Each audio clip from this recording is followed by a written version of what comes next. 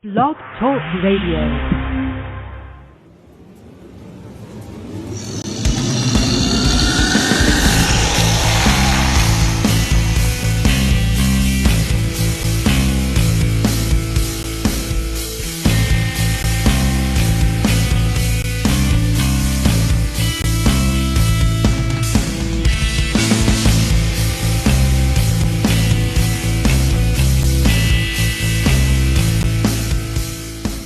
Coming to you from the Blog Talk Radio studios in the heart of Hudson County. Folks, you know it's always in Union City and Weehawken, New Jersey collectively.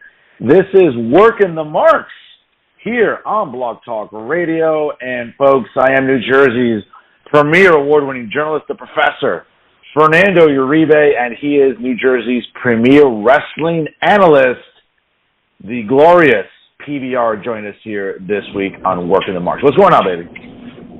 I'm in the laundry room right now. Doing a great job. Just trying to get some money sorted out. You didn't hear that from me. Are we live yet? No, we're not live? Yeah, okay, we are. Good. Oh, shit. Stuff, I shouldn't have said that. Anyways, hope everybody's having a great day. I'm not nervous at all. Yeah. Folks, it's, late August here. Summer's about to wrap up. Thank the Lord. I like the autumn weather myself. I like when it's a little brisk outside. The return of the NFL, the NBA soon. So that's right. Folks, again, make sure you always write to us. We love to get emails from our loyal, listening, and very intelligent audience. Always write to the show's inbox, workingthemarks@gmail.com. Once again, workingthemarks@gmail.com. If there's something you don't like that we say, if Pat pisses you off, tell us about it. If I piss you off, which I can't imagine why, tell us about it. You know what I'm saying?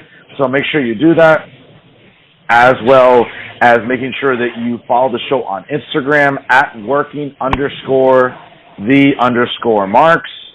And, of course, make sure you also follow us on Twitter @working_marks. And you know what? Check out our own social media as well, ladies and gentlemen, for the great PBR. Make sure you follow him on Twitter @PatrickSKVM, and also on his Instagram @PattyRican. That's PADDYRICAN. And also check out my Instagram and Twitter. It's the same handle @the Zone. And do welcome new followers again. And I love that. I got to put that over real quick. And you know I never like to put your shit over, but I got to put that over real quick, dude. I'm imagining you on a fucking motorcycle and fucking Kenny Loggins singing fucking right into the Fernando zone. To the Fernando zone. But folks, also you check out Working the Marks on Facebook. A shout out to our boy Dee Rotten, our administrator, who does a great job sharing our content, making sure it reaches people, whether it's on Facebook. Surprisingly, we're not shadow banned on Facebook, so our stuff does get out there. Can't say the same about we don't other take people's shit. That's why. Well, anyway, sometimes we do. But folks, again, shout out to Dee Rotten there for all the good work that he does here on the show. Make sure you check him out as well on his own Instagram @Dee Rotten. Good stuff he always puts out there on his social media platform. We should also talk about Fancast Media. Before we dive into it, I just want to take a moment to put over Dee. I was with Dee recently on the Lucky 13 Saloon podcast. It was a great experience. Great talking to Jeff and Jamal, and as well as Dee. They have a fantastic show over there out at Lucky 13 Saloon at Brooklyn. If any people are metalheads or into rock, go check that bar out. Stop on in, have a drink. Even if you're not into it, they got burlesque dancers in the front. Guarantee you're going to enjoy it. So big shout out to Dee Rotten and to Fancast Media. You're definitely a friend to the show, and we love the continued support. We love for everything he does. Yes, okay. We love everything Dee Rotten does for the program. He's amazing. I have to say that. But Pat, let's get into it here. A lot to unpack this week here as we are about to close out summer and the month of August here. Certainly the biggest news this week, aside from just the incredible Raw rating and SmackDown rating again, but arguably the biggest news story in professional wrestling this week was the highly anticipated unification match for the AEW World Heavyweight Championship, the interim as Jim Cornette likes to refer to the interim champion Jon Moxley taking on the the reigning at the time AEW World Heavyweight Champion CM Punk. And with a lot of people, man, I got to say, leading up to this match, obviously we saw Punk return 2 weeks ago to sort of a hero's return. The fans were marking out, obviously, a new T-shirt, new merch, whatever. Kind of, very similar to the shirt he had, I think, in his heel run, I think, in WWE in 2011, 2012. No. That was the face run. He went into WrestleMania 28 with that, so he hadn't turned heel yet. Correct, yes. It was sort of like a darker gray T-shirt with a red logo in the front. And, he came back, and obviously fans were clamoring, oh, he's back. Maybe this starts to set up the title match for All Out in Chicago Labor Day weekend on that Sunday. But surprisingly, Tony Khan decided to put this match on free television this week. Again, we've all been reading about the backstage drama, allegedly, the dirt sheet writers, right? The supposedly the journalists of pro wrestling.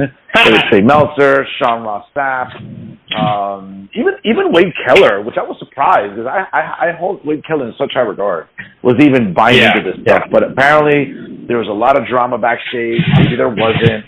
But going into this match, dude, I anticipated Punk was going to be sloppy, because that's all he's shown us for many months now. But nobody anticipated this booking where it was an outright squash. No, I don't think anybody had that planned. Where do we begin? Look, as far as it goes with the Punk thing, all that's supposed to work, man. All that's supposed to work. And the most successful stuff that they've done in AEW is when they've tried to blur the lines between reality and gimmick, right? So typically when they do that, fans become a little bit more invested. They spike the rating, especially when guys like Punk are involved, or main event guys, or upper card guys. Punk, to me, and to coin a phrase from people, Punk is main eventer in name only, okay? That's what he is. He's main eventer in name only. But as a performer, he is not a main eventer at all. Not even in the least anymore. At least not in this run. And I know that some people might not like that. They might not want to hear that. But, you take Punk's best match in AEW, which some might say is probably his match with MJF, and you compare it to one of his best matches in WWE, there's no difference. I'm sorry, there's no comparison, excuse me. You can't compare his WWE run to this AEW run. This AEW run has been lackluster at the very least. He took time off from an injury that I'm quite frankly still skeptical about. Came back, everybody thought it was going to be different, and he comes back and it's the same old shit. And then he cuts that promo on Moxley on Dynamite, and he starts shooting on him, and all the marks are eating it up. But it's more of the same old shit from Punk. He's got to talk about the WWE constantly to get himself over, because that's what the fans, because we know the history, because we're all a bunch of basement-dwelling virgins, and we obsess over wrestling. And all that other stuff. So he plays to that crap. I thought Moxley and what Moxley said was a lot better than what Punk said, because what Moxley said is a lot more realistic. What Punk said is Punk's talking about gimmick. Oh, well, you're the third best guy in the group. Bro, you're not even the third best guy in catering. That was a great line. And I know that a lot of people have the blinders on, have the rose-colored glasses when it comes to Punk, Cornette last, a lot of other people. But you can't go by his previous body of work and compare it to what he's been doing lately, because what he's been doing lately is just incredibly lame. And I think that they know that, and they want to turn him heel. And that audience is not going to buy into him just acting like a heel and boo him. They need something more. They need something real. They need kind of a shoot angle, So what are they doing? Well, Punk's difficult backstage, which has been documented for many, many years, that Punk's a pain in the ass backstage. And they're using that to help get Punk over as a heel. Now, is that going to work? Probably. I think so. Only because that audience is naive enough to believe all that shit. But, you're looking at the people that are reporting it. Dave Meltzer, Sean Ross full of sack, Wade Keller, which I'm kind of shocked about. I'm with you there. That's a little bit surprising, because he tends to know better. But those two guys, namely, Sapp and Meltzer, These are two guys who reported that MJF was on a flight and blah, blah, blah, and everybody found out the MJF thing was a work. The MJF thing's been a work, okay? What makes you believe that now all of a sudden, because they're reporting it, people are going to fucking buy into it, that there's all this heat and all this stuff going on? No! They're trying to spike viewership. They're trying to do what Shawn and Brett did in the late 90s. They're taking their heat and they're trying to put it out there, and they're making it more believable. And in fairness, fans do tend to like that a little bit more. And for me as a fan, I think that's a lot more appetizing. That's a lot more interesting. You know what I'm saying? But the problem is that, you know, okay, you're doing this with Punk. It's fine. But Thunder Rosa and Britt Baker, like, come on, man. Like, nobody's going to buy that. Then you hear rumors that Jamie Hayter was mad at Rosa because Rosa broke her nose, and Rosa's hiding in the bathroom from Jamie Hayter. Rosa, who was a cage fighter, who competed in MMA, is afraid of Jamie Hayter? Come on, man. Like, no, I'm sorry. Like, I'm not buying that. So, you know, all this stuff that's coming out, people are going to buy into it. People are going to think there's something to it. But I'm going to tell you right now, right here, on Work in the Marsh with Fernando and Patrick, on Blog Talk Radio and a bunch of other platforms I'm too fucking lazy to name right now, all of it's a work. It's a work. And you're going to get worked. And all these people who are on Twitter throwing Punk under a bus, not for his shitty work, not for his laziness, not for his lackluster bullshit that he's been doing lately. No, they're throwing him under the bus because, oh, he said something mean to Hangman. He didn't like what Hangman did. Hangman's a better wrestler, blah, blah, blah, blah, blah, blah, blah. Hangman's a very talented young man, don't get me wrong. But Hangman has not been an upper card wrestler in the biggest company in the world. Punk has. So say what you will about him, but he has that. He has that. What he is now, different story. But, yeah, basically, I just think people are getting a little too caught up in the work, a little too caught up in it, and now they're kind of trying to blur the lines, I think, in a last-ditch effort to try and keep viewers around and try maybe attract new viewers to come back. No, listen, it's amazing to me about, again, the optics and how fans have bought into this stuff. And it's amazing to me also the how people get their news about this stuff. And of course, you know, I mean, obviously yeah. I'm one that always talks about where we get our news from, but that's for Monday night shows. But, you know, it's interesting about pro wrestling journalism, dude. Like, we see all this stuff where, again, and we know that we've come to learn that Billy Body consistently continues to be the best source for anything when it comes to pro wrestling. But what I find, and again, yeah. bro, like, yeah, listen, and you're a worker. You were behind the curtain, so you have a much more fundamental understanding about this stuff. But like, I'm just someone, bro, that like, I'm always fascinated or even baffled by the fact that like these type of journalists get the scoops that they get, because I'm of the belief that if you don't want something leaking out, you're gonna make sure that it doesn't leak out. In case in point, I know that it had been talked about for a few months. You know, Johnny Gargano, when his contract expired, chose not to resign. He took some time off. He just had a baby. Congrats to him and Candice LeRae again. And yeah, there were some whispers that maybe Tony Khan reached out to him and Candice, and it didn't amount to anything. Fine, whatever. Bro, nobody knew about Gargano coming back this Monday in Toronto. Nobody leaked it out for anything. So for me, it's like whether it's Hollaback or whether it's Tony Khan or whether it's Scott D'Amore, whatever executive you want to name, all right, Billy Corgan, from NWA. Again, if they don't want something leaking, it's not going to leak. So when I see stuff like this, it just kind of makes you wonder, like, okay, well, who's really doing their job or who is intentionally leaking stuff? Because, again, case in point, just the Gargano thing. I was shocked on Monday. I was doing work in my home office, and I'm looking at the TV in my home office, and you've been to my house, so you know the layout of my home. So you see where I'm doing work. And as soon as I heard the Gargano music, I did a double take, and I looked at the screen. I said, what? Wait, what? And that was a legitimate surprise. So when I hear all this stuff about, we hear stuff in the back, I don't know, Pat. It just makes you wonder, like, executives at the very top, what they want to let leak and what they don't want to let leak. That's why, again, some of the stuff I don't like to take seriously. No, of course not. I mean, you know, you look at WWE, right, and everybody, you know, can say, well, they've had their faults for quite some time, blah, blah, blah, blah, blah, blah, blah, blah, blah, right? But when WWE doesn't want a secret to get out, they won't let it get out. They'll do everything in their power to keep it under wraps. Yeah, you'll get your occasional leaks from the dirt sheets here and there, but there's no, like, concrete proof, usually until WWE reveals it. You know, you take Ronda Rousey's debut, for example, right? People speculated, people had heard, people had said, even went as far as saying, well, she signed, right? But you didn't know that she was there until Bad Reputation came on at the end of the Royal Rumble. And then the place went nuts, and it was great, you know? And Johnny Gargano is another prime example of that. I mean, you know, we've had tons of them throughout the years. How many times has Jericho come back and nobody's known? And Jericho just popped up, and it was like, oh, shit, Jericho's back. Great. You know? So, yeah, I agree with you. I think that comes with professionalism. I think that comes with having dependable people on your roster, people who see the bigger picture, not people who are trying to get over with the dirt sheet writers, you know? I just heard a great interview with Road Dogg the other day, and Road Dogg was talking about this kind of stuff, you know, keeping kayfabe, keeping things alive, not revealing certain things, not tipping your hand too much, you know, and how that tends to help the overall general product. And when that pop happens, when that surprise happens, it's fantastic. I mean, even Cody Rhodes, right? Cody Rhodes last year at WrestleMania.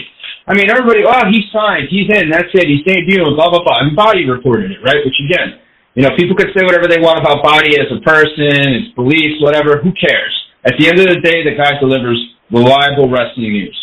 And he's been right more times than not, okay? And when he's been wrong, it's been about tiny little, details. But for the most part, he gets everything right. But at that time, he revealed that Cody signed, but then you had other writers saying, well, Cody might come and take over Ring of Honor, and Cody might do this, and Cody might do that. So there was a lot of inconsistencies in that. And then what happened? WrestleMania, lights go out, song hits, amazing pop, amazing reaction. Cody was a brand new wrestler, let's just say. Because the way he left AEW and the way he went to WWE, and even the way he left WWE with his injury, night and day. Night and day. You know what I'm saying? And I think that stems from having people backstage that are dependable, that are professional, that understand, hey, we're putting on a fucking show here. We're not trying to get over with Dave Meltzer. We're not trying to get brownie points with all these guys, who are reporting on news. No, we're a part of the show. You know what I mean? Even in Hollywood, you see it sometimes when people leak scripts or they'll leak like plot lines, all this other stuff, and it's just like, man, why are you doing this? Like, why are you killing it for people? And I think that, that's what fans tend to do in these cases, and it really ruins it and ruins the experience for a lot of fans. But I absolutely agree with you. People do have to be careful where they get their wrestling news from, because more times than not, it's some nonsense reported by Dave Meltzer or, one of his many minion jabronis, or Vinny, Craig, Bobby, Joey, Zippy, Tony, Anthony, and Billy Bob or whoever, the 50 names that they have attached to their podcast, and more times than not, those guys are wrong. But they're also in on it, because you got to understand a lot of these guys, Meltzer was a part of the business back in the day, in the sense that he was a resource to the boys. And hey, back in the territory days, hey, Dave, I'm going up to Canada. Oh, well, I know so-and-so over here, let me hook you up with them, bam. And he would help out the boys and the girls go get bookings in different territories. And that was useful, because they didn't have anything like that back then, so Meltzer was like the first guy to do that. So in a way, he was a part of the business. Brian Alvarez was a worker, right? Okay, he had a couple of matches. But Brian Alvarez understands one side of wrestling. He understands that Mark side of wrestling. He understands the indie side of wrestling, which is really just a microcosm of the bigger picture. Sure. There's a million good wrestlers out there, but there's not a lot of great characters. And at the end of the day, people focus on the characters, and people gravitate towards the characters, because that's what's going to pull them in. So these guys, I think, have just been looking for a way to be a part of the business or be a part of a major company or be involved or whatever it is. They've been looking for that for a long time, and I think Tony Khan has afforded them that. And I think Tony Khan has said, hey, I want you guys to help me work the fans. I want you guys to use your dirt sheets to get my shit over, to make it look like things are going on, when they're not, when they're really not. Now, do I believe that Eddie Kingston smacks Sammy Guevara? Absolutely. But that's Eddie Kingston's nature. there's a big difference. You know what I mean? There's a big difference in something like that. Well, no, you know, that's the thing, and again, I think that's what is creating, I think, all this tribalism again online about fans and what to believe and what not, and unfortunately, I think what it's done is it's also created this sort of blind loyalty now to sort of look at Punk as, well, Punk's being marginalized. Because a lot of the marks online are looking at this and saying, well, Punk's being marginalized and, you know, there's politicking backstage. I mean, you would laugh at some of the shit. You would laugh at some of the bullshit that we see on Twitter. You know, or Instagram, or a lot of these wrestling Facebook groups that like to opine about this stuff and like to hypothesize about, you know, where AEW is. And we'll get to AEW in a little bit, you know, but in terms of the news cycle here, a couple other good stories here to talk about. It's ridiculous. Today, Pat. No, it certainly is. It's so silly, Fern. And not to cut you off there real quick, but marginalized main eventer. Think about how stupid that sounds. Marginalized main eventer. How are you a main eventer and you're marginalized? Exactly. And again, this is a guy that has gotten everything he possibly can get that he claimed, or maybe he felt deep down that Vince didn't give him when he was the champion of his company. And now Tony Khan has acquiesced to him in every which way possible. Creative control, presentation, to his own detriment in some cases, let's be real. Absolutely. Yeah, to his own detriment. You know, at least, you know, again, we're always going to have our critiques about Vince, but Vince was able to keep people in line and not let them be victims to their own devices, as they say, when it comes to presentation and booking. Speaking of Vince McMahon, obviously, another big tidbit this week, man. Apparently, an update was provided by a couple of different news sites, not just like, you know, Wrestling Inc. or The Observer, but a couple other sites we're talking about. Netflix apparently had put out a statement a few months back that they were going to put a halt to the upcoming documentary concerning the life of former WWE CEO and Chairman Vince McMahon. Apparently, that is indicated that while the project was originally reported to be canceled, it is not. It's still greenlit. Filmmaker Chris Smith attached a press release along with the director and the executive producer that apparently WWE is cooperating with the production. So WWE announced this project back in 2020. Netflix signed on right away, and smartly, because let's be honest, how many great documentaries have we seen on Netflix in a bunch of different industries and sectors, right? I mean, during the pandemic, when we were home, basically shut down and home for most of the spring in 2020 and even to the fall to some extent, I mean, we lived on streaming services, Hulu, Netflix, Disney. And, I mean, I don't know about you. I think I saw literally every documentary possible on Netflix, you know, about aliens, about government cover-ups, about traffic, everything. It was hysterical about how much content we consumed. But it seems that Netflix will be moving that forward, even despite the fact, though, Pat, that, like, more and more reports are coming out about Vince's hush money deals. Not just $3 million now or up to 12. I think it's almost approaching $20 million. Now, again, marks are gonna die in a hill that, oh, well, Vince did this wrong and that wrong. None of these marks have a law degree, and neither do I, and neither do you. But I think we're smart enough to understand that, like, what Vince McMahon did ethically was wrong. But did he commit a crime? Clearly, that is not the case. And we know that there have been investigations by the SEC, the Securities and Exchange Commission, folks, in case you're not familiar with the acronym, that investigates corporations about money and how it's utilized. We know that since stepping down, his daughter Stephanie Levesque and Nick Khan have assumed the leadership as a co-CEO. And, of course, Paul Levesque obviously has assumed McMahon's creative responsibilities, and he was named, once again, Executive Vice President of Talent Relations. I know Shawn Michael Hickenbottom was named Executive Vice President, I think, of maybe not live events or something else with creative. I don't remember the name exactly. But it seems like, you know, Vince is going to be, Vince's documentary is going to go full forward. There's a lot to dissect about Vincent Kennedy McMahon, his rough upbringing, how he pulled himself up by the bootstraps, as they said, became one of the most noticeable billionaires in the history of entertainment and sports, too, let's be honest. I think this is a great move by Netflix. I think a little time has subsided from, you know, what we've been learning about his indiscretions, You know, he was just out in Manhattan this weekend with apparently a new girlfriend. It seems like a new girlfriend. Along with John Cena. Along with John Cena and his beautiful. I mean, talk about upgrading from Nikki Bella. John, God bless you, bro. You definitely upgraded from Nikki Bella. You know what though? It's funny though. They showed the picture, but I couldn't see him.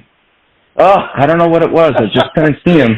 Oh God, I saw that. I had to. I'm sorry, dad jokes. I'm guilty. You know, obviously Pat McAfee looked a little intoxicated, which was interesting. Brock Lesnar rocking the cowboy hat in New York City. You know, Vince celebrating his birthday this week. I think some time has passed already these last couple of months. I think the marks who want to vilify him are going to vilify him anyway. Vince could rescue a kitten from a tree. He could help deliver a baby in a cab. He could somehow help an elderly lady across the street pack her groceries, bring it up the stairs. Vince could do a plethora of great, noble, humanistic things, and the marks will still find a way to vilify him. So I think this is something that has gone away a little bit. Again, let's be fair, is Vince McMahon the first man of influence and who is affluent to get pussy? No, that's not the first time. Marks online make it seem like Vince McMahon is the first man to get pussy in the history of pussy, Pat, and that's not the case. Well, Fern, here's the problem. See, marks are obviously going to be more critical of him and him getting laid because most of them don't. A lot of these marks, you know, they're probably still living in their mom's house. Most of them probably eat their boogers or they eat somebody else's boogers. I don't even want to know what the internet bill is because, I mean, let me tell you, man, some of that porn is probably high speed, you know, and especially 4K porn, you know, it's a lot. So, I mean, obviously a lot of these people are going to criticize Vince. You know, they're going to criticize Vince because Vince is doing something that they're never going to do. But, I mean, look, when it really comes down to it, like, Vince was, you know, a very affluent man, very, you know, powerful man. He worked in, you know, he was the head of literally one of the biggest entertainment companies in the world. You know, a lot of these guys, they don't want to spend time courting, you know, going on dates, you know, playing cutesy-wootsy. A lot of these guys just want to get down to brass tacks. And, you know, they're trying to do what they got to do because, hey. Dude, it's exhausting. Dating is exhausting. Courting is exhausting. Yeah. It is. I hate to break it to people. But more importantly... Well, but here's the thing, Fern. It's more exhausting when you don't have the time to do it. You know what I'm saying? If you have the time to do it, fine. But it definitely is exhausting. I'm not denying that whatsoever. However, listen, when you got to make it down the next night, it's hard. Listen, as bachelors, again, it's exhausting. And I know that this might sound misogynistic. It might sound sexist, which I know some people tend to put that label on me, sometimes unfairly. But, like, as men, like, this is something that's exhausting. So for someone like Vince McMahon, a multimillionaire, a billionaire technically, you know, a guy that, listen, clearly has not been faithful to his wife, and that's fine. That's his sin to live with. It doesn't matter to me. It doesn't affect my life one way or the other. But for Vince, again, if you're running a company, is he the first CEO or employer to have a hot chick in his company and not hit on her, or the hot girl say, hey, you know what, maybe I have an opportunity here to sort of get myself up the ladder, as they say, and decides to flirt with the boss and decides to see what they can do. Again, this happens in government. For God's sakes, we've seen it happen in government. Yeah. We've seen it happen in the private sector. So I just think, though, really, you know, when we think about Vince, you know, again, it's his life. He's got to look himself in the mirror and think about all the indiscretions, and that's fine. At the end of the day, he stepped down. He still controls, if I'm not mistaken, I was looking at my notes here, I think he still controls well over 70% of the voting stock in that company. So Vince is not struggling for money. I'm sure that tab on this week when he was out in the city, I'm sure nobody paid for anything. I'm sure John and his gorgeous wife and Lesnar and McAfee were there drinking, eating, and they weren't eating picadillo con carne con papa, okay? They were eating like probably nice calamari, a nice sirloin, some nice, you know, oyster. You know what I'm saying? Like that wasn't, you know, some good shit. You know, that wasn't Las Palmas on Burger Line. You walk out, you stink of food, okay? Like, yeah, Vince is not struggling. So it'll be interesting moving forward what this documentary is going to uncover. It's certainly not going to be a dark side of the ring type of theme to it, obviously, but I think it'll be very interesting. I think we can make the case that based on how compelling and how complex Vince McMahon is as a person, to be fair, if you're really going to do a good documentary, it's got to be almost like multi-parts. This needs to be like a 5-part, 2-hour each type of thing, almost like what you saw with Derek Jeter with ESPN, the 30 for 30, or other things. Like, you could almost make this 10, 12 hours, and I would argue, Pat, it's still not going to be enough to really document the life of Vince McMahon and everything he's done and what he's contributed to. Again, I don't know what the time frame will be, but I'm sure Netflix will do a good job. Absolutely. I mean, it was my understanding, too, that none of this was ever halted. Some of the dirt sheets were, kind of premature to report that they had kind of stopped it. But, I mean, it never really got to that point. Vince McMahon is a very compelling person, okay?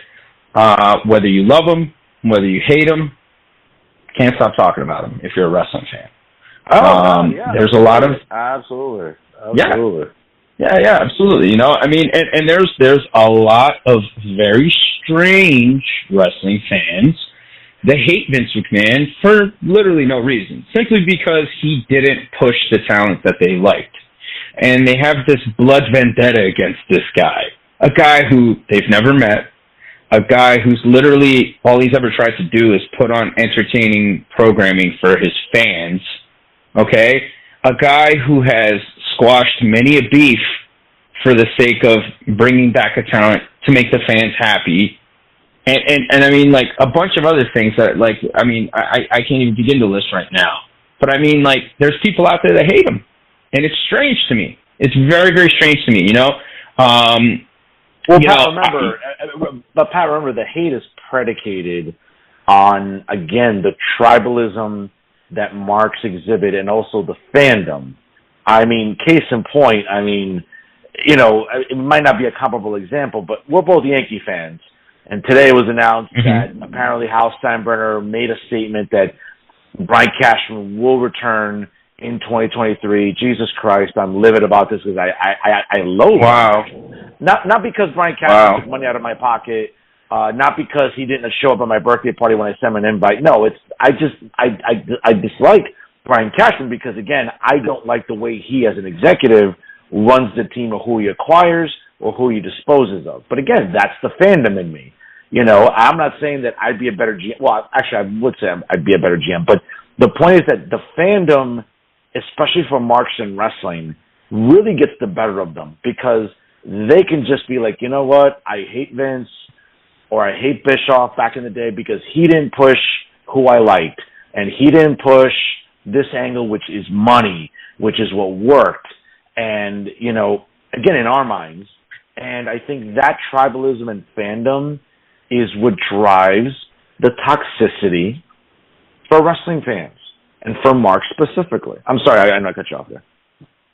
No. I get what you're saying, and as a Yankee fan, I'd also like to say I'm disappointed as well.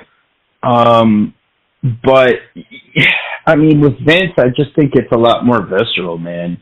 I mean, you got to understand, even though Brian Cashman was making bad moves in the office, Brian Cashman was never, like, out there on the field, like, cursing out Derek Jeter or, like, suspending him from a game or, trying to get him arrested, or doing anything like that. Vince McMahon created that Mr. McMahon character really, the screw job is really the beginning of it. And that heat that he had then still carries on to this day with some fans. I mean, it's insane to me. But I mean, look, at the end of the day, people can say whatever they want about Vince McMahon. We've talked about it. Hell, we had a whole episode dedicated to him. But Vince McMahon, to me, is the greatest promoter to ever do it. I mean, he's also one of the greatest minds in wrestling, and he is a man who saved wrestling at one point. Because had he not done what he did in the 80s, and had he not done what he continued to do in the 90s, wrestling might have died.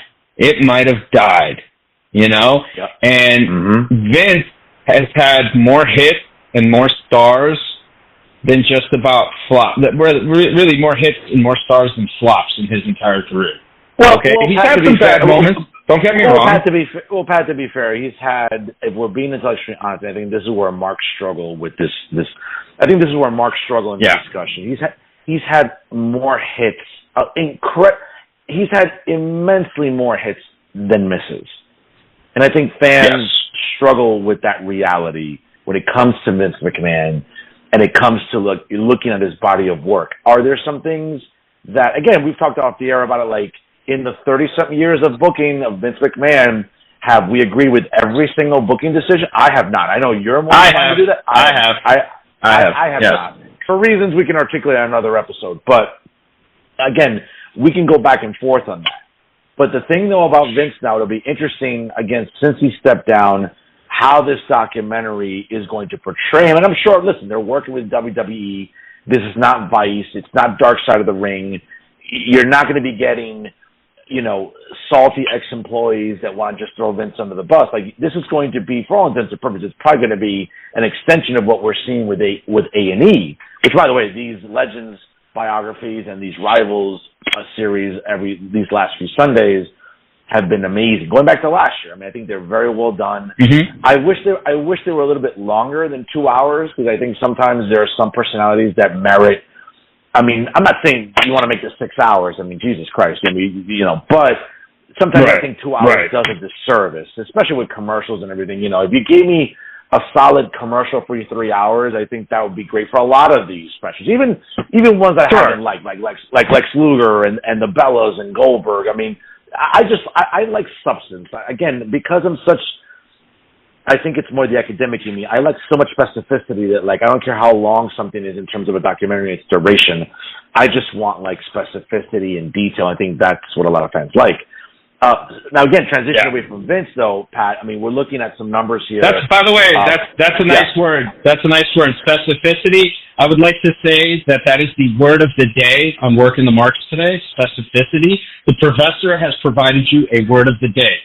So take that and run with that, Marks. Most of you probably can't even spell it because you can't read anyway. But enjoy that free lesson from the professor. Thanks for the plug, bro. Now, again, sort of transitioning away from Vince for a minute, but looking at ratings here, another big week here for Raw, man. Over 2 million again. Second time in 4 weeks that we're looking at 2 million. Now, it was a little bit down it was up from the previous week. August 15th was 1.97. I mean, again, listen, maybe it's semantics. Should we round up and just say it's 2? Okay, if you want to say that. But again, for specificity purposes here for the discussion, this past week was 2.01. Last week was 1.978. The week before, 1.957. August 1st, 2.23.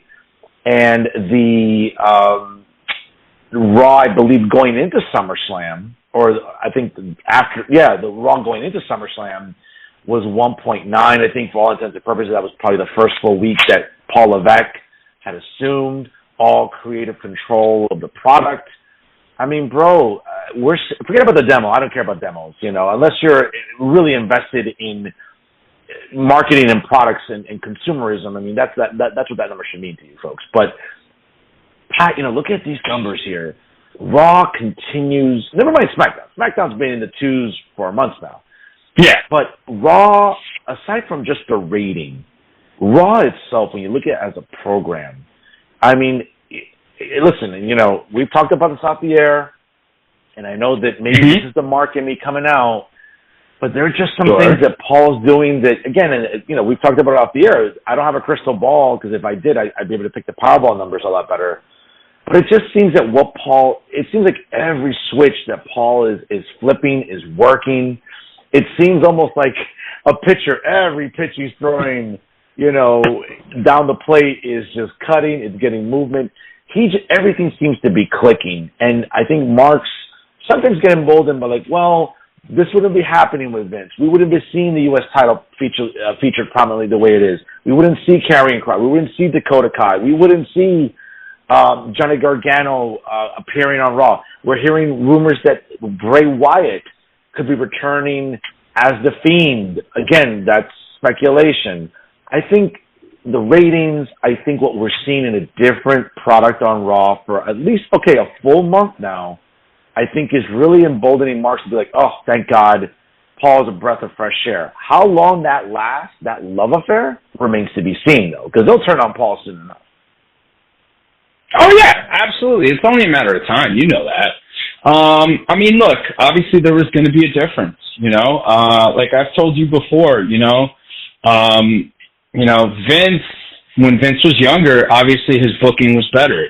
Vince in the 80s, the 90s, the aughts, hell, even the 2010s to an extent, he was still very, very good and very on top of his shit. Obviously, with age, you kind of start to lose touch. You kind of start to maybe veer away from what got you to the dance, so to speak. The company also changed, too. The company ended up becoming publicly traded. They expanded globally. It was just huge. The company got even bigger. So obviously the objectives of the company became different over time. But I'll compare Vince to another great person. Michael Jordan on the Bulls was amazing, but Michael Jordan on the Wizards was still putting up 20. You know what I'm saying? You're still putting up 20, 25 a game. You're still Michael Jordan. Vince at 70-something is still Vince McMahon. And whether the Marks didn't like it or not, that's whatever. But the one thing I will give Vince, for sure, before he left was that he made it very clear that they need to kind of go back and start picking up that demo from 12 to 18. Because that's where their biggest dip is. They have the kids, they have the little kids, the John Cena crowd, the Hulk Hogan crowd back in the day, that was always the kid fans, stuff like that, right? And, they had the hardcores, people in our age demographic. I just turned 38 last Monday. Wonderful, wonderful day. Nice win for the Yanks in the Subway Series and Man United beating Liverpool. So I'm 38 now. You're 57, and, our demo, we make up the demo of the wrestling audience. So we're the hardcores. We're the ones that are going to watch no matter what. We're the ones that are going to begrudgingly tune in, and, we're the ones that are going to pitch a bitch and, go on social media and go off about all this stuff. We're the ones that are typically going to do that. However, in that 12 to 18 demo, they had a huge drop-off. They either lost them to UFC or AEW, right? So now Vince knew this before he left, and Vince said, shit, we got to start getting a little edgier again. We got to kind of start going back to this way again. And obviously having Triple H come in, who was incredibly successful with NXT. The black and gold, I still put it over to this day. You know what I'm saying? And even towards the end of the black and gold era, right before the rebrand, dude, they were having amazing matches all the time, but nobody was watching because they would rather watch Jungle Boy and Orange Cassidy juggle a midget and, do 75 Canadian destroyers, So they missed out on a lot of wrestling. And I guarantee you that in the next couple of years, you're going to see a lot of people revisiting those matches and being like, damn, this was such good stuff, but we were watching that other shit instead. But Vince knew this, and Vince had the foresight to see this, to understand it, and say, hey, we got to kind of change things up. Now, Paul coming in, he accelerated that because Paul and Sean have always been cool. They've just always been on the cutting edge of what's cool. And, whether it's through DX, even in the new generation, the clique in general, they always kind of had a really good understanding of what was coming and what was happening. And I think, obviously we're going to see a major difference, but I do think, though, at some point, fans are going to turn. And look, here's another thing I think fans need to consider as well. Not everybody's happy backstage that Triple H is in charge. Not everybody was happy backstage when Vince was in charge. You know what I'm saying? There's people that were probably Vince people that are probably not going to get pushed now, and Triple H's people are going to get pushed. Or, somebody else might get pushed. You know what I mean? And maybe they like the old system better because in the old system they were thriving. There's people that like the new system because in the new system they're thriving. But I just think for the talent, they just got to, do what they got to do, work out, keep a good physique, and have a good attitude, and be ready, man, because, the thing about booking, and I know fans all feel like they know, so much about booking, some people have to win, some people have to lose. And that's just the way it is. And there's a lot of guys out there that are still losing, but are still very much over. Seth Rollins is one of the most over guys in the business, one of the best guys, in my opinion, actively right now, the best wrestler in the business. Okay? And I'd give him that over Danielson right now because he's been in bigger stuff. And he hasn't won at a pay-per-view since, I think, the beginning of last fall. Basically. Exactly, exactly. But look at how dependable he is.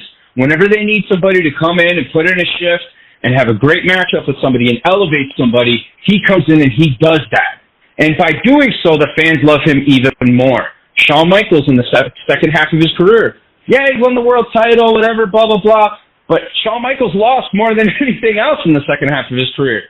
But yet all people remember are his great matches. You know what I'm saying? So, they're capable of doing that. But let's not get carried away and think that it's all, fantastic stuff backstage. Everybody's happy, it's like Disneyland backstage. No. There's some people that are probably pissed. There's some people that might have heat with H. But there's also a lot of people that are relieved and that they're going to get their chance.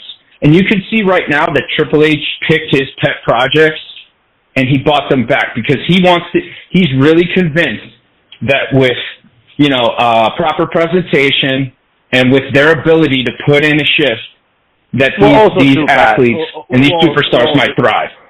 Well, also too, Pat. I mean, again, maybe this is Mark language on my part, but again, there's no obstacle of Vince and him butting heads creatively about, well, I like this, but I like this. And at the end of the day, Vince had the final say. That's not the case anymore. So I think Paul might feel emboldened and be like, okay, you know what? I want to give, to your point about pet projects, like, I want to give my best effort forward to push my people. And if they fall on their face, they fall on their face.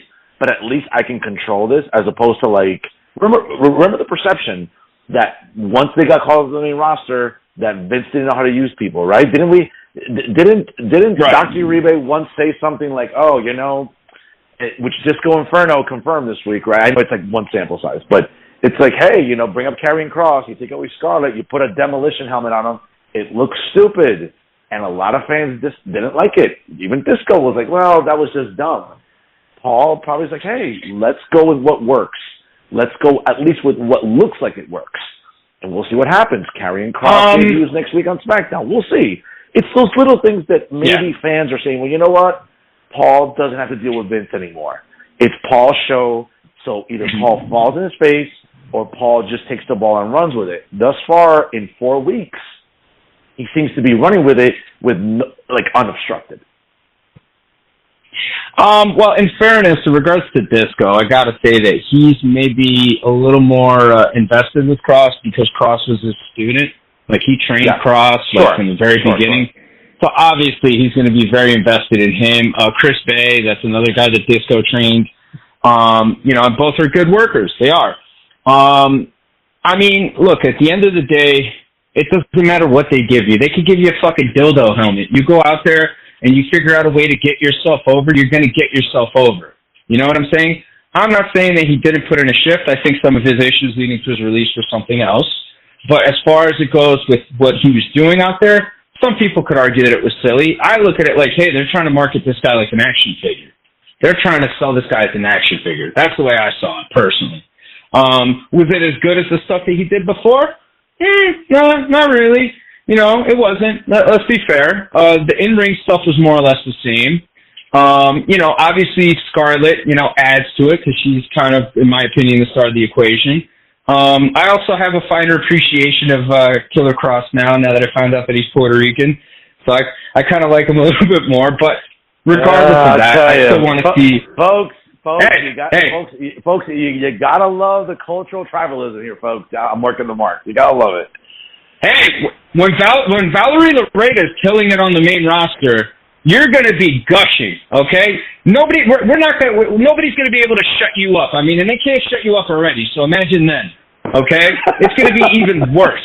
It's gonna be even worse. They're gonna have to get you that Hannibal Lecter mask or something. I don't know what they're gonna do. Hey, she can come take it off anytime. But Pat, to your point about talent, and just another thing here on the news cycle this week, really interesting. Again, gotta take this with a grain of salt.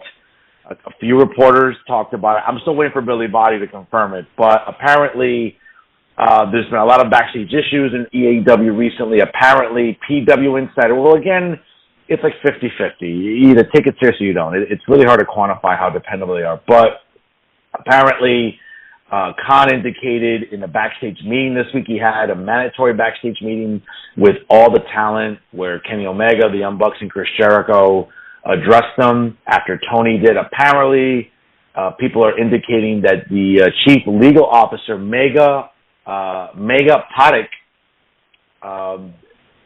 emailed Nick Khan and Stephanie McMahon collectively to warn them not to tamper with AEW talent. The email reportedly was sent just before Tony Khan's talent meeting this week before Dynamite. Again, take it for what it's worth, a few different reporters, including Sean Ross Sapp, recently reported that WWE had reached out to people under contract currently with AEW. It was reported also that, again, as I mentioned, that Kenny Omega, Matt Jackson, Nick Jackson, Tony Schiavone, and Chris Jericho. Why Tony Schiavone would speak at the meeting is beyond me, but addressed the locker room, I guess, for some concerns. Backstage morale seems to be an issue, whatever. But let's get back really to whether or not this is true now, whether or not Tony Khan felt the need to tell his chief legal officer to reach out to the true most powerful Khan in wrestling, Nicholas Khan, and Stephanie Levesque. What do you make of that, Pat? I think it's hilarious. I think Tony's starting to sweat a little bit. I mean, look, I wouldn't doubt that he did something like that because you know what? People can say whatever they want about him. He's a little unhinged. Maybe there's a little booger sugar behind that. We don't know. I can't wait till the rise and fall of AEW comes out on Peacock or WWE Network. Whatever. Yeah, I think it. Nah. He's doing cocaine. He's skiing the slopes. I mean, his name's Tony, man. You know, he's doing his best Tony Montana. So, but at least Tony Montana had the wherewithal to get his good shit out there and, not put his crack shit out there. He just crossed the wrong poodle. His poodle. Tony was pushing the poodle. The other Tony ain't pushing the poodle. He's pushing the poodle mierda. But, I find it funny. I think the backstage meeting thing, maybe it did happen. Who knows? I mean, they could be working the boys and the girls. A lot of these kids, too, that they got there probably aren't smart enough to realize when they're being worked. You know what I'm saying? So there's a lot of variables to consider. But, I mean, look, dude, at the end of the day, he could meet with the talent all he fucking wants. All the blame falls on him, okay? He's the one who put kids out there on TV that were not ready for TV. He was the one who went out there and signed all these indie guys from the West Coast that had a little bit of buzz, and, he thought they were going to become huge superstars because this tiny microcosm that doesn't shut the fuck up about their opinions thinks that this guy's the man, or he's it. He's got the it factor, and unfortunately now he's finding out, and I think he's been finding out, that it's not what he thinks it is. And what he should have done is what companies like Impact have done. I mean, and people could talk all the smack they want to talk about Impact. I talk a little smack about Impact, but I at least have the awareness to say, hey, Impact books things that logically make sense storyline-wise. They don't have the star power AEW does, but they have the wrestling people in place that know what they're doing. And I think that Tony Khan, from the very beginning, wanted to do what he wanted to do, regardless of how many wrestling people told him, hey, that's not going to work. This isn't going to work. That's not going to do it. This guy's tried it, and it didn't work. And instead of him listening to that advice and following it, I think he's just kind of, become obsessed with whatever it is he thinks he's doing and thinks it's bigger than what it is. And it's a big ego trip for him. He can't blame the town. He should have had the meeting with himself, because he's the major problem.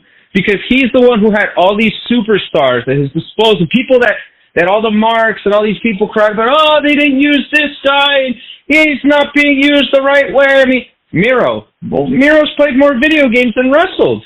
You know what I'm saying? What's Aleister Black doing? What are they doing? They're jobbing out to some fucking jabroni crew. You know what I'm saying? What are other guys that have been there doing? Nobody's really doing anything special. Even Punk, who's technically, a main eventer, he's not really doing anything special or great. It's not spectacular at all. Moxley, what? He went over there to cut his forehead open? Okay, great. You know what I'm saying? But, like, nobody that has star power is doing anything. Bryan Danielson's wrestling lower card guys. And granted, Bryan Danielson wants to do this. This is something that he wants to do. But it's Tony Khan's responsibility as the owner of that company and as the booker of that company to say, listen, I understand and I respect that, Bryan, but while we have you here for X amount of time, we would like to utilize you as a main eventer because that is what you are. And we want to use your star to help, grow our product. But instead, I'll just let you do whatever you want. So Bryan Danielson's a mid-card, lower-card guy. What is that? All this stuff that he's going on about, he can blame the talent all he wants all day long. At the end of the day, the biggest blame falls on him. But more on that later. No, dude, listen, you said it perfectly, I think, about, when it comes to perhaps Tony feeling a little insecure, Tony feeling a little apprehensive, again, whether or not, listen, if someone can screenshot the document or the email and publish it, that'd be great. I'd love to see that, whether or not that email went out to Nick Khan and Stephanie. I would have loved, if it is true, I'd just love to have seen Stephanie's face and Nick Khan's face when they opened their inbox and saw that email. They must have looked at each other and be like, look at this fucking guy. You believe this shit? Could you believe this? I think that is probably the reaction you probably could anticipate from Nick Khan. Even Paul Levesque, because I'm sure maybe Stephanie forwarded the email. Hey, honey, check out this bullshit. And I don't know. I bet you any money they printed it out and put it in Gorilla. If it's real, I guarantee, because those kind of people, the way they are, especially Triple H being a wise ass, Triple H probably printed it out and put it in Gorilla so that all the boys and girls could see it, so that everybody could see it, because it's probably that fucking ridiculous. I mean, it's absurd. Look, dude, he's feeling the pressure. But like I said, we'll talk about that a little bit later. It's interesting about, again, and what's been in the news cycle. But, again, as you mentioned, speaking of AEW and certainly our main event topic this week, it's not even a question, folks, because normally when we present our topics here on the show, and again, ladies and gentlemen, always write to us, workingthemarks@gmail.com. If there's a topic we don't cover that you'd like to hear us discuss and dissect, please write to us. We're always open to suggestions. No chain letters. Right. We're not donating. We're not donating to solar panels anywhere in any country in the Caribbean. All right, so don't send that. Right. Stop sending that. That's right. No get rich quick schemes from Nigeria or anything like that. Okay, folks. So please, I appreciate exactly. it.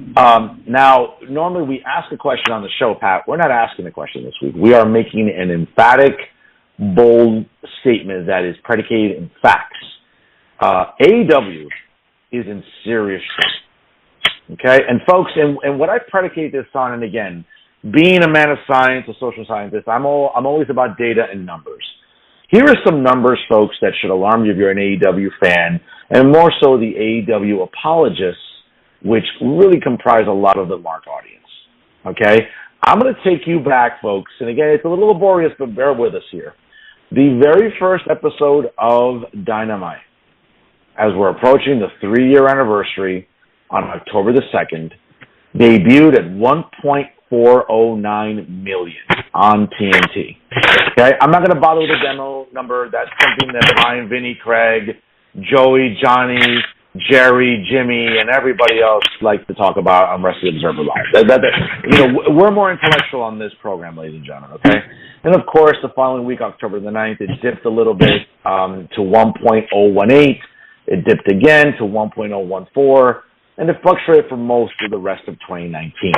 In 2020, notwithstanding obviously what we lived through the pandemic, we still had some, high ratings. March 18th, for example, 932,000. Later during the summer, it dipped down tremendously. A lot of things going on during that year. I think, television viewing probably took a hit all around. So not a surprise there. Some decent numbers in 2020. They had 1 million on September 9th, right after All Out. And I think for the rest of 2020, it was still in the six figures when it came to ratings. Now, folks, let's go to 2021 now. Okay, and there was a span of time in the spring where 3 out of 4 weeks in April, they were doing 1.21, 1.104, and 1.09. Okay, going into the spring, fluctuating here and there. They had a really bad June in 2021. They went as low as 462,000, Patrick. Okay, that was pretty low in 2021 in June. Wow. Then it bumped up again June 11th. Now again, folks, let's also be fair. The NBA playoffs were a big thing on TNT and TBS, and that did a lot to alter AEW, to be fair. Looking at what was going on during that time, the NBA, again, after their season in 2020 in the bubble, they went back to live playoff games in 2021. That was a big thing for people, okay? So those numbers kind of dipped. But in the summer of 2021, folks, we had 4 consecutive weeks of over 1 million, 1.025, 1.14, 1.10, and then in August 4th of last year, 1.102. Going into All Out, they had, at this time last year, basically August 25th, 2021, they had 1.172. The weekend of All Out was 1.047. The Dynamite right after All Out, which arguably, Pat, I would argue All Out 2021 was their best pay-per-view ever in the history of that company. Yeah. And they had a 1.319 rating on Dynamite. Then it dipped a little bit to 1.175. Then for the Grand Slam show in Queens, in all the way in Bumblefuck, Arthur Ashe Stadium out there in Flushing, that Dynamite did 1.273. The following week, it dipped a little bit at 1.15. It stayed at 1.05, and then it kind of really fluctuated for the rest of the year. Now, when you look at those numbers, folks, all right, and then it had the week of Christmas, it did a 1.02. In 2021, folks, there were 12 out of the 52 weeks. There were 12 weeks where Dynamite drew 1 million plus. In 2022, and again, this is the academic in me, folks, here, we're looking at only this past week with the unification match, only produced the 7th time in this year that AEW has had over 1 million. It has dipped down as far as 761,000 during the summer in June. It picked up a little bit after Forbidden Door. Okay, but by and large, and we're approaching Labor Day next weekend. Okay, we're approaching Labor Day. We're only seeing 7 instances of 1 million. And as they draw closer to their renewal process with TNT, and maybe they're shopping stuff around to Discovery or wherever else, 1 million only 7 times thus far, Pat. That's concerning if you're an AEW fan, and if you're an AEW executive. This company could be going under soon if they don't turn it around. They're in serious trouble. And again, folks, I hate to bore you with stats like that, but it's important to put these numbers out there to give you perspective, because at the end of the day, these are the numbers that govern buy rates and govern whether or not networks want to dish out millions of dollars in advertising. Pat, I'll give you the floor on this. Well, I think you've highlighted a lot of what their problems are. And, I think right now their biggest problem is that they haven't learned from any of their mistakes. Tony Khan has not learned from any of his mistakes. And Tony Khan is still under the impression that good wrestlers, just being a good wrestler, is going to draw people in and it's going to make people want to watch. But the problem is that nobody wants to watch that. And it's been proven many times throughout the history of wrestling that just being a good wrestler isn't enough to draw people. I'll give you an example. Bret Hart, right? Multiple times, I love Bret Hart, and I respect Bret Hart immensely as a performer, as a wrestler, as a talent, right? But Bret Hart's not the most interesting guy, right? But Vince McMahon figured out ways to make him more interesting and more appealing. Even with all of that, he still couldn't compare to a character like Hulk Hogan, because Hulk Hogan was just a character. It wasn't so much about the work. He couldn't really compare to Steve Austin, because Steve Austin, even though he played a very important part in Steve's career, he couldn't compare to Steve Austin because Steve Austin was a huge character. They just continue to insist that wrestling will be enough, and wrestling is not going to be enough. And the problem is that they no longer have excuses, because they have the talent available to be able to make this product bigger, to be able to consistently draw over 1 million, to be able to really break through into the mainstream. And other things that we've highlighted on this show before that they still continue not to do. I mean, why isn't CM Punk at a Cubs game throwing out the first pitch, right? Why didn't he do that after he won the AEW title? Albeit it was a short, brief, stint as champion, but why wasn't he doing stuff like that? Why isn't Bryan Danielson going to Seattle, when that sorry team opens up their season, their NFL season, and they got to sound that horn or something like that, or whatever it is that they do up there? Why isn't he sending more people to do more things? Why isn't he taking the European stars that he has to go over to the Premier League, to go over to La Liga, to go over to other various leagues out there? He has Cesaro, who's a guy who speaks, 5 languages? Why aren't you sending that guy to Germany, having him hang out in a Bayern Munich jersey, drinking beer, promoting him on the American television that broadcasts those games? Granted, they're in German, granted it's the German league, but American, companies have the licensing rights to be able to distribute that and to present that. So why aren't you doing all these little things? You know what I mean? And this is a problem, sending wrestlers to the VMAs. These are things that Vince McMahon did, but for whatever reason, they don't want to do that because in their mind, they feel that that's sports entertainment. And that somehow ruins the credibility of the product. No, you numpties, it doesn't. It grows your product. It makes more people know who you are. You know what I'm saying? There's a reason why still to this day, you see athletes across various sports. I'll give you one. Israel Adesanya, right? UFC fighter. You know what he came out to? The Undertaker entrance. The Undertaker entrance. Are you going to see people coming out with the Orange Cassidy entrance, when they do a fight? Or are you going to see people coming out, with the Jungle Boy entrance, coming out to Baltimore? No, you're not going to see that stuff because those characters are not iconic. They're not, a part of Americana and pop culture. And this is a major, major problem for Tony Khan because look, even WCW did it. And people could judge what WCW did till doomsday. But I mean, WCW had that understanding that they're like, hey, we got to take these stars and put them out there. And the more you put them out there and the more people know about them. And there was a reason, I hate to cut you off, there's a reason why no worries. Bishop went on The Tonight Show. Jay Leno and The Tonight Show in the mid to late 90s was the hottest watched thing in late night. Why did he go up to Dennis Rodman, who again was currently on the Chicago Bulls, arguably one of the best teams of all time in NBA history, during the NBA Finals? What happened? Going to fight Karl Malone and team up with Hollywood Hulk Hogan.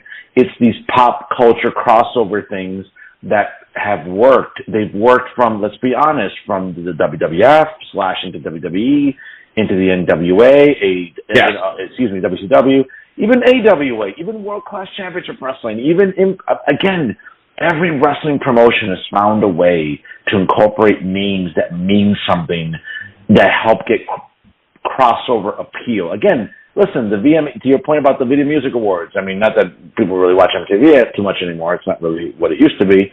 But it's going to be at the Prudential Center in Newark tomorrow night. Okay, great. Not my cup of tea. I don't really care about Nicki Minaj getting a Lifetime Achievement Award. But guess what? Have AEW people there. Because I'm sure that Vince and Stephen, at the time, I'm sure Vince reached out and said, hey, by the way, you're in New York, again, in Brooklyn at the Barclays Center or at the Prudential. Hey, by the way, some of my people are available if you need presenters or if you need people to be in the audience. And guess what? To Vince, he didn't care. He's like, he'd tell The Miz or he'd tell a talent. You mean to tell me that if Vince emailed or sent a text to one of the talent, hey, by the way, VMAs need some presenters. I thought of you. What do you think? You think you can fly out to New York tomorrow? Yeah. What do you think? Did you think that someone said to Vince, nah, I don't really feel like going to the VMAs? Of course not. They would jump at the opportunity because why? It would bring more eyes to them, to the individual person, and of course the WWE. Right. Why? The minute you see someone, let me look at their Instagram, let me look at their Twitter, let me look at their Facebook, let me look at their TikTok. Hopefully you're not looking at TikTok, folks, but I mean, or Snapchat or whatever. I mean, but guess what? Social media engagement matters. It matters. And I think that Tony Khan, for whatever reason, you said it perfectly. He just thinks that, they're wrestlers. Wrestling is what gets them over. That suffice. No, it will not suffice. Yeah. No, I agree with you. And see, what you just said, too, is a perfect example of it, right? You're talking about the VMAs. Okay, you don't care for it. I don't personally care for it either, right? But there's that demo from 12 to 18 that does.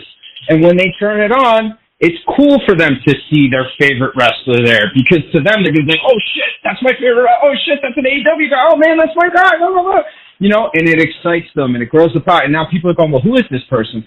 You know, and again, they'll send somebody good-looking, right? Somebody intriguing-looking, whether it's a woman, a guy. You know, the girl's going to be like, ooh, he's hot. You know, and the guy's going to be like, damn, she's hot. You know? And there's going to be something there, and people are going to interact, and then people are going to go look at the social media. So next thing you know, the WWE account has like over 1 million clicks now and 1 million views extra from what they already have. Why? Because people are looking because they're intrigued, because they don't know shit about it and they want to take a look at it, you know? And this is the kind of stuff that they need to do. I mean, they talk so much about the demo, right? I didn't even know what the fucking demo was until these people started talking about it, because back when we used to watch it, when there was still competition, it was all about the rating. It was just all about the rating. That was the big thing. The demo, they knew they were going to get all that. They knew they were going to get all that stuff. That wasn't an issue. You know what I'm saying? It was about the ratings. That was the big thing, the total overall viewership ratings. And I just feel like, you know, if they want to play into the demo, like the way they want to play into the demo, then you need to do this kind of stuff. You need to do this kind of stuff. You know what I'm saying? You know, he's putting Ring of Honor. Cesaro. Look at Cesaro. This is a dude, right? Vince didn't push him. Okay, tall, muscular, good-looking dude. Kind of got the Jason Statham thing going on there a little bit, the tall or whatever. Speaks 5 languages. Send this motherfucker out. Have him talk to people. Have him promote your product. And more importantly, have him promote Ring of Honor. Because now people are going to see, well, what? Oh, man, you're really well-spoken. You know, you're really articulate for a wrestler, man. Like, wow, this is interesting. Oh, what's that you have? Oh, the Ring of Honor. What's Ring of Honor? You know, and then it's all common sense promotion. I mean, like, look, we're not promoters or anything like that. I have experience in the business because I've shut the fuck up and I've listened really more than anything else. I think that kind of goes with anything, any walk of life. But I mean, I've shut up and I've listened, and I've absorbed so much from sitting under so many people's learning trees, and I still don't know enough. I still don't know anything. You know what I mean? But it's the fact that, like, you know, we're looking at this and we're understanding this business for what it is. And neither you or I have a marketing degree, but yet we somehow seem to have better ideas than a dude who owns a soccer team in the Premier League, okay, and owns an NFL football team in the Jacksonville Jaguars. I mean, come on, bro. Like, how do we know more? How does he market his games? How is it any different than running a wrestling promotion? How is it any different? Why? Because the results are predetermined? Okay, fine. Makes it easier. But in terms of promoting your product, how is it any different? I mean, what did he do with, what was the dude that they drafted? I want to call him Johnny Lawrence, but I know he's not Johnny Lawrence. Trevor Lawrence. What's the kid's name? Trevor Lawrence. Trevor Lawrence. Okay. Number 1 pick, right? Good-looking white boy, long hair, you know what I'm saying? Good look for America. Kind of got that Hulk Hogan thing going on in a way, right? Little Hulk Hogan offshoot, just not the huge muscles and, you know, the receding hair or whatever. But, like, this dude is a dude that, they put him on ESPN. They put him all over the place. They let him do all this press, all this media because he was the number 1 pick. Well, Tony Khan, all you have to do is treat your fucking talent like they're the number 1 pick. That's what you have to do. That is literally what Tony Khan has to do. Treat your talent like they're the number 1 pick in the NFL draft. Put them everywhere. He was doing that. He was putting this kid everywhere, and people were buying his jersey. And in fairness, I think he did pretty decent first season. I don't know how you would feel, but I think he did decent. And, you know, and again, considering the circumstances and now what we know in regards to, you know, Urban Meyer and all that stuff, but he did very, very well considering the you know, all those other circumstances. And Tony Khan allowed this dude to go out and be promoted. It's no different than what he has to do with his wrestlers. No different, except he has a bunch of number 1 picks to choose from. You know what I mean? He just doesn't have the one. He has a bunch of them. Because there's a lot of girls there that are very talented. You know, Toni Storm. I mean, again, you're trying to play to this demo, right? You're trying to play to this audience, right? You want these dudes to go subscribe to her OnlyFans. Plug her OnlyFans on the program. WWE used to plug the Playboy that Sable did. They plugged the Playboy that Christy Hemme did. They plugged China's Playboy. All those Playboys, Shit, they plugged Shawn Michaels in Playgirl. Okay? I mean, come on. You know, why are you not OnlyFans, whether we like it or not, however we feel about it, OnlyFans is essentially the modern-day equivalent to Playboy. It is. Okay? This is where people can go on and they can see people that they know. That's the only difference now. It's not, it's not us looking at Jenny McCarthy or Carmen Electra. No. It's, hey, that chick up the block that's got the nice posterior. I'm going to check out her OnlyFans. And, if she's confident enough to do that, then she'll do that. She'll put that out there, and that's fine. But it's a service, and people are getting paid off of it, right? So if you're trying to get this demo, again, I ask, why aren't you promoting her OnlyFans? Why aren't you doing stuff like, it's degrading to women? What do you mean it's degrading to women? No, she's doing it. Let's plug it. Let's make it a part of the promotion, and let's make Toni Storm the face of the division. You keep Britt Baker in the background. She's established enough good face, whether I like her work or not. She's established enough good face with that audience where she's a player in that picture. But promote her stuff like that. And again, it's all these little mistakes that you look at. But again, you don't have to be, a marketing major. You don't have to be in the business for a million years. It's just common sense. It's just common sense. And for whatever reason, Tony Khan is continuing to shoot himself in the foot, I'm with you. And again, regardless of however, it seems like there's some positive feedback about the game coming out, Fight Forever, which is going to be coming out during the holiday season in December. I mean, whatever the case may be about that game, we've talked off the air how difficult some of these pro wrestling games continue to be. I mean, obviously it's not 20 years ago when we're playing SmackDown Here Comes the Pain on the original PlayStation, where it was relatively easy to use. Or N64, exactly. No Mercy or Revenge, Exactly. And again, you've been to my house, so you know the layout of how my house is in my living room. I mean, I've had to, when I played the WWE 2K, whether it's like 19 or 18 or 17, I mean, I essentially have had to have my Mac opened on the middle table of the living room, opening the PDF, having it opened, and playing the game with my wireless controller while I'm looking at my Mac to look at just what the controllers are. Again, maybe I'm being a little OCD. Yeah. I mean, my retention skills are pretty good. I can remember certain things, but it becomes a complicated game to play. Like a lot of sports games, I think. You're on the money, though, about that. And you're on the money.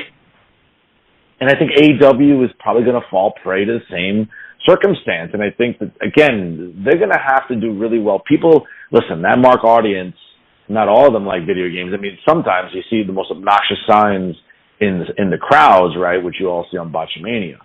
But it's interesting because this is where AEW now, I don't want to say they're hanging by a thread, but if they don't get a good TV deal renewed, again, as they're approaching the 3-year mark in October, I'm sure they've been renegotiating 4 months now.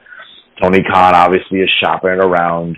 But hey, again, folks, and I just gave you numbers here, okay? This is not hearsay. This is not me speculating or bloviating, or this is not Pat, going on some narrative. I mean, these are concrete numbers when it comes to ratings. And if you're TNT, if you're Turner Broadcasting, and you gave $40 million in the summer of 2019, do you feel comfortable dishing out another $40 million to this company? And I would argue, again, I'm not privy to these meetings, but I would argue that if you're TNT, you may not want to do that. You might want to cut it in half and say, hey, well, you know what, Tony? Yeah, you've given us some good programming. You've given us traffic on Wednesdays when it's been the highest rated show in cable, perhaps on some weeks, not during the NBA, but during the summer months. Okay, great. But does it warrant rewarding Tony Khan with another $40 million?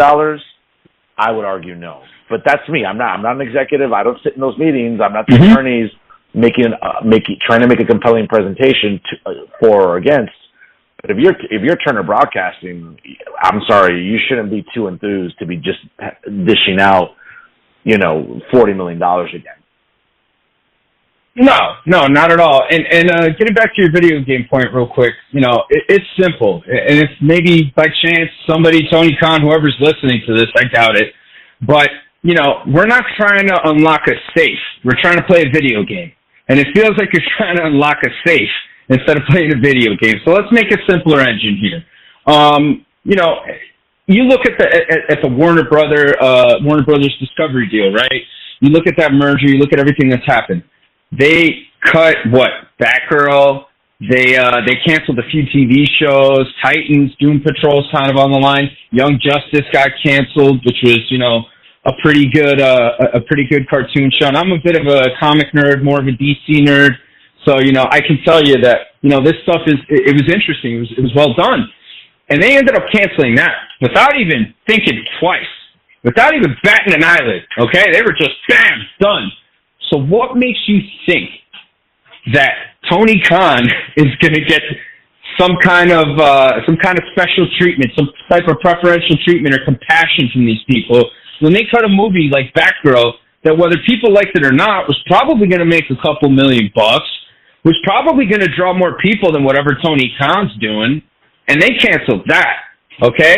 And they canceled Young Justice, which was a program that was doing good on HBO Max, that had been on streaming, that had 4 seasons, okay? And they did away with that. What makes you think that they're going to think about giving Tony Khan another $40 million? I think if he's lucky, he gets 20. I think they're going to cut that shit in half because he's not producing the results. And you know what? Let me not get ahead of myself here. You know what? We still have the end of the year left, right? We still have, a few months left, right, before the year's up. Okay, so I don't know exactly when his TV deal is up, but one would assume, right, it'd probably be the new year because, I think this might be the end of it because I don't know exactly the specifics of their TV deal.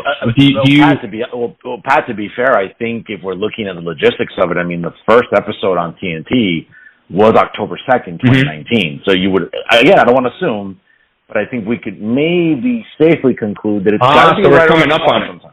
Yeah, exactly. Now, okay. Again, I'm sure they've been negotiating for months. I'm sure they're not going to leave it for last minute like a term paper, So.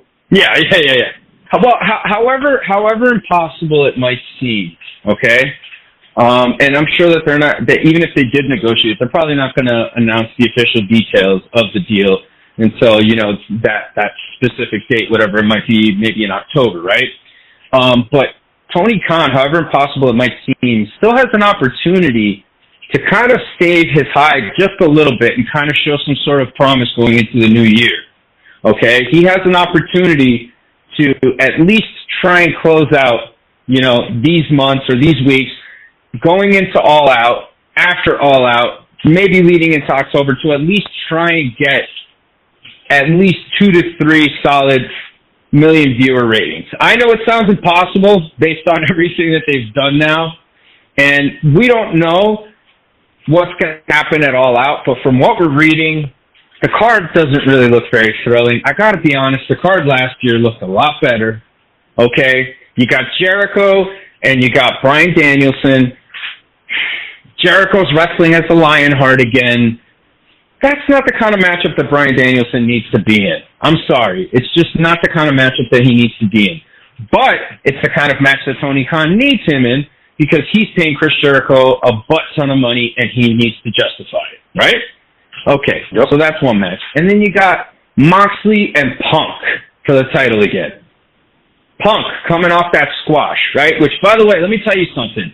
All you AEW marks out there, all you hardcores, all you, die on the hill AEW hardcores, if the WWE would have booked that and then done a rematch, you people wouldn't have shut up about it.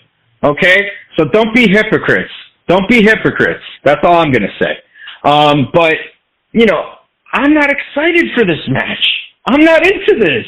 I saw it already. I wasn't even into it going into it. I just felt like, well, this is a necessary evil, I suppose. They have to merge the belts. But the match itself was just, very just lackluster, very flat, and then you squash him. And now you're playing up an injury, so what? If I had to kind of use my crystal ball, they're going to turn Punk heel, right? And they're going to have Punk probably cheat to win or do something like that because his leg's messed up or something like that. And that's how he's going to end up winning the title in Chicago. And somehow, some way, MJF comes back. Now, Tony Khan, if he was smart, would do all that, have MJF come back, and put MJF underneath that mask, that box, that what's-his-face is wearing, Kip Sabian. Kind of, and this kind of plays into their whole WCW 2.0 thing, a la Dean Malenko as Ciclope versus Chris Jericho for the Cruiserweight title. You have him win that thing, and you have him challenge that night, and then you reveal it's MJF, and he beats Punk for the title. Now you're going into fucking the next episode of TV hot. And people are going to be intrigued, and they're going to want to see what's up, especially because MJF hasn't been on TV in so long. And, you know, he just stole the title from Punk, and Punk's this, like, salty, bitter heel now, you know? And where does that leave Moxley now, too? You know, even though probably they'll just kick Moxley out of all that because, you know, the rankings. By the way, how are the rankings working that CM Punk's going to get a rematch? I want them to explain this because... Well, Pat, I think, again, if I had to hypothesize with you, I would argue the rematch probably clause. the fact, maybe, yeah, even though it was title for title and unification, I don't know. You can rationalize a lot of this. Well, it still sucks, but I mean, but again, it shouldn't have even been at this point. They shouldn't be at this point. Their cards, on average, should be a lot better because Tony Khan could have done things a lot better from the beginning until now. Why he didn't put the title on Danielson and have him debut at All Out last year and beat Omega for the title because you knew Omega was hurt, you knew Omega was going to be out. Even though you kept him around, you had him do the favor for Hangman because you promised the title to Hangman. What did Hangman's reign do? What did Hangman's reign do for the ratings? Having Danielson come in hot, beat Omega for the title, that's cool. I just gave you those numbers, at the start of the segment. I mean, it showed that from the last November when they had their match at I don't know, what was it, heavy duty, full machinery, loaded weapon, dirty laundry. I don't know, dirty engine, Full Gear. I'm sorry, Full Gear. I can never get past that awful name. Not that WWE has had some awful pay-per-view names, but that's Full Gear is just it's got to be up there. Come on, Full Gear is. It's almost as good as Great Balls of Fire. Almost as good as Great Balls of Fire. I don't know, man. I just kind of, but yeah, man. But closing this up though, I mean, I got to tell you, I mean, AEW's in serious trouble. It's gonna be interesting to see, you know, what happens Labor Day weekend. And again, to compound the problem, the night before they have to look at what Paul Levesque is going to produce at Clash of the Castle. That's a solid card already that you're looking at in Wales. And of course you have NXT Worlds Collide that Sunday of All Out. Now it starts at 4 p.m. and supposedly it might only be 2 or 3 hours, but you know, the marks might go crazy if for some reason Paul decides to make NXT Worlds Collide a 4-hour show. I don't think that's the card that they have. I mean, they haven't announced all the matches yet, but I don't think they have a card worth 4 hours in terms of wrestling. So we'll see. I don't know. It's possible. If I were Paul Levesque, I'd start Worlds Collide at 6 p.m. Eastern time, and I think that would everybody will lose their minds in the Mark community because, oh my God, I can't believe Paul's doing this to Tony, and, you know, Worlds Collide is going over 8 o'clock. I don't know. I think it's going to be a very interesting weekend of wrestling next week on Labor Day. And I think Tony Khan, again, I think this, just to perpetuate the narrative here for us, AEW is in serious trouble. And it's no longer a question mark. It's no longer us hypothesizing. It's no longer us speculating. It is now fact. We've given you numbers, folks. Yeah. We've given you a solid breakdown here on the show, as we always like to do. Folks, before we call it a day here on Blog Talk Radio, again, some interesting notes here. On this day in wrestling history, August the 27th, some interesting ones here. Back in 1990, SummerSlam was held at the Spectrum, one of the more classical buildings in the 80s and 90s in pro wrestling. The Spectrum was always a hotbed for the WWF. At the time, SummerSlam emanated from the Spectrum, a great card. Kerry Von Erich, God rest his soul, the Texas Tornado, debuted and defeated Mr. Perk for the Intercontinental title. In the first match of the advertised double main event, which I know you have a problem with sometimes with the wording, the Immortal Hulk Hogan defeated the Earthquake via countout. And it was a decent match, I think, for both, all things considering. And in the second half of the double main event, the Ultimate Warrior retained the WWF Championship against the late ravishing Rick Rude in not the most inspiring cage match, because I never liked those blue cage structures per se. I understand they're easier to climb, but I mean, it's also rough on the bodies from what we've heard over the years. On this day in 1995, Triple H, then known as Hunter Hearst Helmsley, made his in-ring pay-per-view debut at SummerSlam. And on this day, he pinned Bob Holly, following a pedigree. On the same show, the man under the cane mask, Glenn Jacobs, also made his pay-per-view debut, Pat, I'll be at the time the dentist for Jerry Lawler, Isaac Yankem DDS, and in 2000, the first ever most important dentist gimmick. That's right. The most important dentist gimmick. That's right. Okay. And in 2000, the first ever TLC tables, ladders, and chairs took place at SummerSlam that year. Great main event, by the way, the triple threat between The Rock defending the WWF title against Triple H and Kurt Angle. We've all seen documentaries. We've all seen shoot interviews about some of the interesting dynamics about that match and what happened. Edge and Christian defeated the Hardy Boys and the Dudleys to retain the tag titles. A great pay-per-view. Again, on this day, folks, in wrestling history, on August the 27th. Some notable birthdays as well. Happy birthday to Sergeant Slaughter. Turning, again, let me just do some math here in my head. Sergeant Slaughter turning 74 today. The great Khali also celebrating a birthday. And he is turning, again, and let me just do some math in my head here, folks. The great Khali is turning 50 today. And also another great wrestling superstar, and again, a woman who I think broke a lot of ground for women in the business. Happy birthday to Jazz, turning 49 today. Some notable wrestling birthdays. Pat, before we call it a week here, anything you want to share with our audience here? On this day, I see clearly, and Tony Khan is fucked. And I think he needs to get his shit together, and I think he needs to start producing better content because AEW is going to go the way of the dodo. So, hey man, let's see what happens between now and then. But not a whole heck of a lot coming up. Child Actors will be playing September 24th again back at Crave 43 with Chip the Plug and Neon Funeral. You're not going to want to miss that one. You're not going to want to miss the pre-sales. We're going to have tons of drink deals and merchandise deals. So you're going to want to check that out. And as soon as I make that available, I will be putting that on my personal Instagram at Paddy Reekin, at PADDYRICAN, because I'm reeking of awesomeness. And give a check out to my Twitter, although that shit's dry as fuck. It's drier than Fernando's, and Fernando's is pretty dry. It's Patrick, at Patrick SKVM. That's scum. Patrick Scum. At Patrick Scum. That's my Twitter. And Facebook, I don't do Facebook because that shit's weird. But you can check out my OnlyFans where I just sit there and eat rice and beans. It's at Rice and Beans Rican. And hope you enjoy that. It's about $15 a month. And I also show exclusive pictures, holding all types of exotic vegetables and fruits and stuff like that. So, yeah, give that a look, people. And enjoy the rest of your weekend. It's always a pleasure working with you, Profe. Take them home.